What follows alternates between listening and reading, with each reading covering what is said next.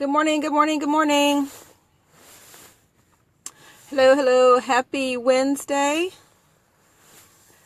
Whew. Okay, so if you're watching the recording, feel free to skip ahead a little bit to get to the content. And welcome. And when you hop on, of course, let me know who you are and where you're from so I can shout you out and say hello. So I am broadcasting from the parking lot of the commissary, actually. The post is waking up, and let me show you this snow mound. So we actually got in this area probably about a foot, maybe a little over a foot.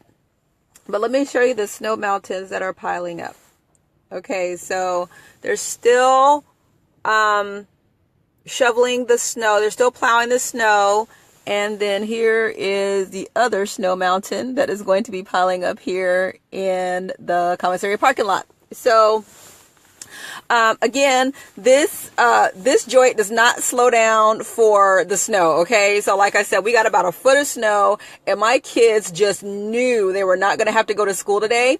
And when the automated call came this morning at 5:30 to say, hey, school is opening on time. Can I tell you, I had two of the unhappiest children in the world because they stayed up last night and I told them to take their behinds to bed, but no, they wanted to stay up. So when mama came in and flipped on that light this morning, whoo-hoo, talk about some unhappy kids. Okay, but let me tell you, this place does not slow down for snow. They're plowing. And hey, you just might have to get your life, okay? They get the important parts first, the main roads and the schools, and then everybody else, hey, do what you do. Okay, so let's talk about it. First of all, I want to welcome you to the Daily Revision Morning Show. Hey, auntie. Hey, cousin. I'm so excited. My name is Lysandra Everett, and I'm your host. I am here Monday through Friday about 9 o'clock-ish. And when you tune into my show, you're going to hear about various topics, mainly tax topics, as I am a tax professional. But we talk about business and just how to do this whole life thing a lot better.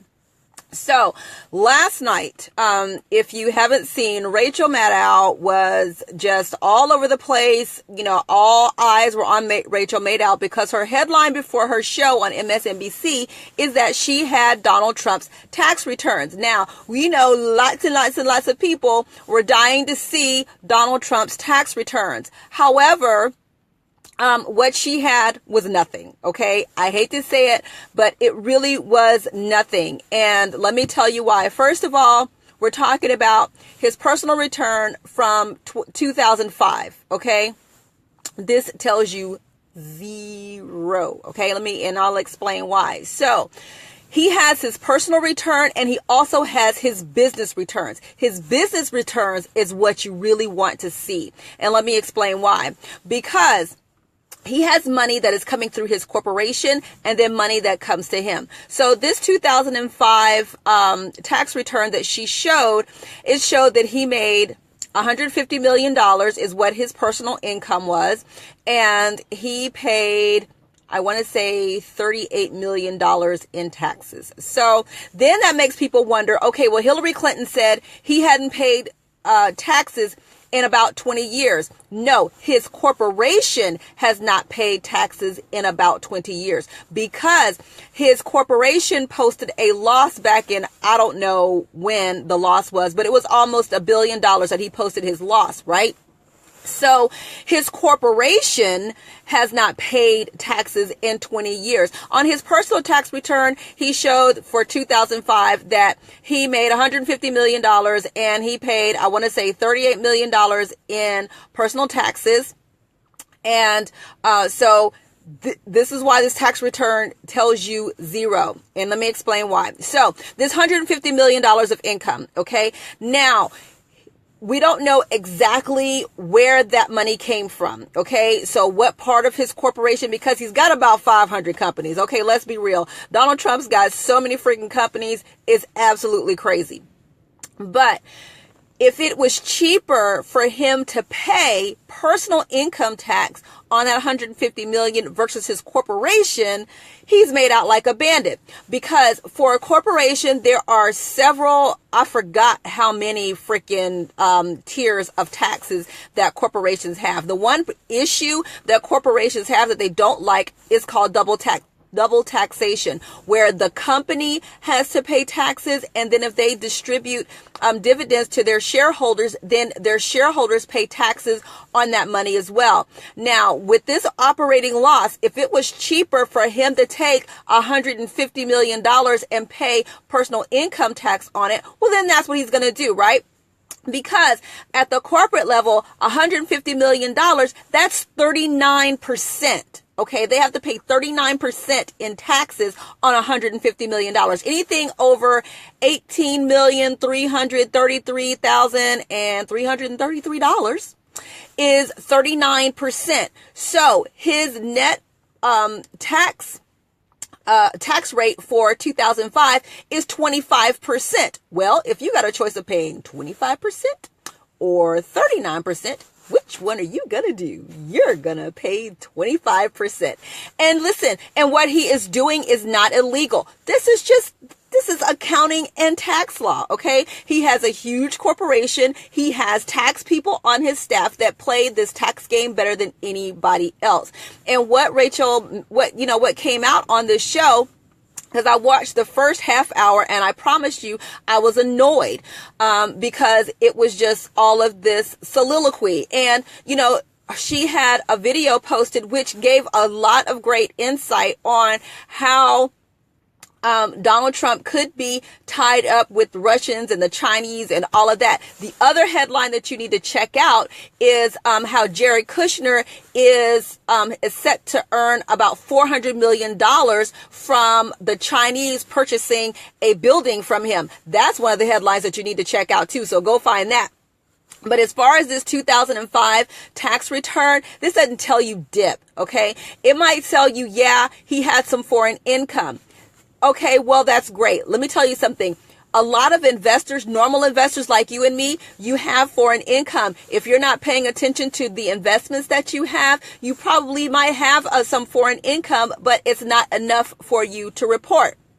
Or, it's minimal compared to your overall portfolio. Well, Donald Trump, he got money coming from everywhere. So yeah, for him to have a large amount of foreign income, that's not anything unusual, compared to any other wealthy person. That is not unusual. So for this 2 pages, the front and back, where it says, he earned this much money and he paid this much in taxes, it doesn't tell you anything. And the part that irks me is that they parade these things around, and normal people who are not tax professionals or accounting professionals really don't understand what they're showing you, okay? And they're not telling you the whole story. So even when people were pissed because it's, okay, well, Donald Trump is doing something illegal because he hadn't paid taxes in 20 years. No, he was not doing anything illegal. He was abiding by tax laws. It's just that he was running for president and he has not released his tax returns. The other thing is that, people say, okay, it's since Nixon, every president or presidential candidate, vice presidential candidate has submitted their tax returns. My question for you is it the law? If there is no law stating that he has to release his tax returns, then guess what? He's not going to do it. Okay, I don't care how pissed off people may seem or what the tradition is. Tradition doesn't mean dip. If it's not law, then guess what? So what? He doesn't have to do it. Okay. So while we are, getting, all riled up about his tax situation, that is not the crap to be looking at. I'm going to be really honest with you. His corporate return, that's where all the secret is. This personal return is just act like you never saw it. Act like Rachel Maddow never freaking had it, okay? Because it doesn't tell you anything. It doesn't tell you. And see, here's the thing about corporations. Corporations can have foreign partners. So you don't know who his partners are. You don't know who's invested in what in his corporations. That is what you want to know. Not this freaking 2005 personal tax return that shows what his personal income is for 2005 and how many taxes he paid, how much he paid in taxes for 2005. It doesn't mean a hill of beans. It's just an exciting headline, okay? To say, I have Donald Trump's tax returns. Yeah, a lot of people tuned into her show, and people that don't know anything about taxes might have been real excited. Quite frankly, I was annoyed, because as tax professionals go, there are billions of people who are more experienced at taxes than me, that have been dealing with tax law, tax attorneys for billions of years compared to me. And if I know what she had, what dip, there are other people that are sitting there looking at her like, woman, you crazy. So I love Rachel Maddow. Love her show, nothing against her, but just to understand that what she brought to you was a sensational headline. It really wasn't anything of substance. It really was not. So what you're looking at is, he earned $150 million. He paid $38 million in taxes. What you don't know is, okay, so he made this $150 million. What kind of taxes did his corporation pay? I'm going to tell you, it was zero, because he had that net operating loss. You can make money. You can pay dividends to shareholders and still show a loss. This is corporate stuff, okay? The tax code was not written for you and me. It was written for corporate people. Okay. The other thing is, on this $150 million of income and this $38 million in taxes that he paid, I think it was $38 million. Don't quote me, but I think it was in the 30s. Okay. So here's the thing. The other thing that caught him was the alternative minimum tax. Okay. This alternative minimum tax is for the wealthy to really make sure they pay their fair share, quote unquote, fair share. Okay. Do you know what Donald Trump is aiming to get rid of? The alternative minimum tax. The one good thing that came out of this show that said, if the alternative minimum tax had not been in place at that time, then he would have only paid $5 million in taxes versus $38 million in taxes. Well, who in their right mind would not want to get rid of alternative minimum tax? Who wouldn't do it? Okay. So people are getting all mad, saying, and especially during this time, rich people don't pay taxes, all this. I needed to stop, okay? Because the truth is that it's tax law. The tax law is on their side. You just got to know. And here's the thing. The tax law is on our side too. The issue is we don't know. We don't know. We don't seek out professionals, and we spend our time following behind the crowd, hating on people, hating on the rich people, saying, oh, they're getting over. Well, the tax law is there for us too. Okay. You just got to know how to use it. So, it was a sensational headline, but nope, didn't tell you a darn thing. Okay. So the headlines to look out for, though, like I said, this Jared Kushner deal, that is something to look out for, because there is another building that is up for sale in San Diego that is right next to the naval base in San Diego. Okay. The Chinese were trying to buy this building, but the national security team of people, don't quote me exactly what their title is, but they blocked it, citing national security. Yeah, the Chinese owning a building right next to one of our naval bases, yeah, that's a little national security, just a little itty bitty national security problem. But now with the current administration, that is a sale that could go through, right?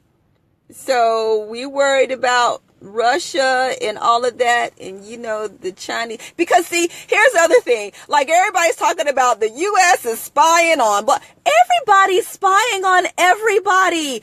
Dude, I need for you guys to know that everybody is spying on everybody. The Chinese spy on us, we spy on the Chinese, the Germans, the British, everybody spies on everybody. This is not something that is, unique to the United States. I don't know. Now, I don't understand why everybody is like, well, the U.S. is spying on this person. The U.S. is spying on that person. Well, guess what? Everybody's spying on us too. That's just life. Okay, so we looking at, and that's right, Angela, we looking at everybody's windows. Okay, but it's not a good idea for the Chinese to have a building right next to a naval base. No, that's not a good idea. So it's just, let's just, let's just waltz them on in there. And the other good thing that came out, they talked about the Waldorf Astoria, right? The Waldorf Astoria is where all of the foreign nationals stay in New York, and that's where the president would stay when he went to UN stuff in New York. Okay, well now a Chinese company owns the Waldorf Astoria. Okay, so they said, all right, well, since a Chinese corporation owns the Waldorf Astoria, it is not a good idea for the president to stay in the Waldorf Astoria. Okay, well, duh. Right? So these are the kind of things and kind of headlines that you need to be looking for. The stuff that's not out there, that's not popular, that's where you need to be looking. This tax thing, like I said, because, I'm a tax professional, I wanted to see what it is that she had to share. And quite honestly, I was disappointed because the tax return that she had doesn't tell you anything. And the whole show, although there were some good points that came out, the whole show was about how, this is what we have, but it really doesn't tell you this because what we need to see is blah, blah, blah. Okay, well, great. So that's all that was. The nuts and bolts is the thing that you need to see is his corporate returns, not his personal returns. His personal returns don't tell you nothing. Zero. Nada. It's the corporate returns. One of the other things that she talked about was this Russian oligarch who bought a house from Trump in Florida. Trump paid, I think, 40 something. No, I don't know what it was. Whatever the Russian dude paid for him, Trump made $60 million off of that house at a time when U.S. real estate was depressed and, really was falling, right? It was during that time. So the question is, why did this Russian dude pay him so much money for this property and then totally demolished it, right? Totally demolished the joint. So, those are the kind of things that you need to look at, because the question in that whole thing that I had is who exactly owned the house? Did Donald Trump personally own the house and then he showed a $60 million profit, or did the Trump Corporation own the house and then they were able to write off or write down that $60 million in profit? That was my question. Who exactly owned the house? Because if it was a personal residence, then he would have had a lot of taxes to pay on that $60 million versus if the corporation owned that property, then that goes into a corporate income, and then all the expenses and whatnot writes down that $60 million in profit. Okay? So yeah, I want to see some corporate tax returns. When somebody comes up with some corporate stuff, then I'll pay attention. But if it's just more personal tax returns, I'm not interested. Okay. So thanks a lot, you guys, for tuning in. I hope this, really helped you out and kind of shed some light on some stuff. And, to really kind of get out of the sensationalism. I'm done with that. I want people to really, my show, my little morning show, my little Facebook Live is to really help people understand the important parts of all the sensational headlines as far as the whole tax thing goes. That's mine. So the next thing I gotta study about is this healthcare thing. This healthcare thing is gonna get ugly, you guys. That I can tell you for sure. Okay. I can tell you that. So that's it for me, you guys. Thanks so much for tuning in. Share this if you got some value, and I appreciate you guys. I'll talk to you soon. Bye.